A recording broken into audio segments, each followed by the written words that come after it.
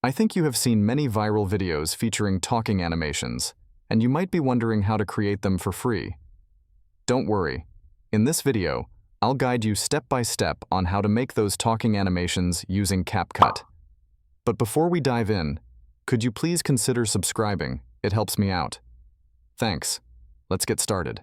The first and most crucial step is to find a character. We'll use Lexica for this. In the search bar, type young anime boy. Make sure to select a character who is directly facing the camera, as it will make editing your videos easier in the future. Once you've found the right character, save the image from Lexica. Next, we need a talking mouth animation. We'll head over to YouTube for this.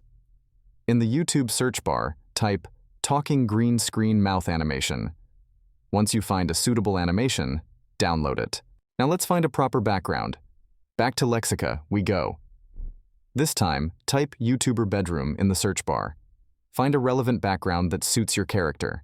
With all the necessary images saved, it's time to remove the mouth from your character.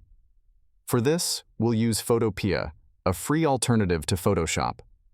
Open your character's image in Photopea, then use this tool to remove the mouth area. Save your edited image as a PNG. Now on to editing. We'll use CapCut for this since it's free. First, open your character in CapCut and import the talking mouth animation. Once imported, select Cutout and then Chroma key. Choose the green color and set the strength to 100.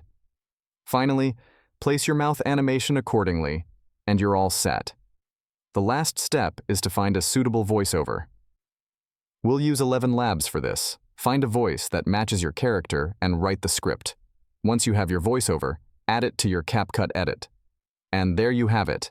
You have fully completed the talking AI animation. If this video helped you, please consider subscribing, as it really helps me out. Let me know if you have any questions in the comments. Thanks for watching, and I hope to see you in my next video.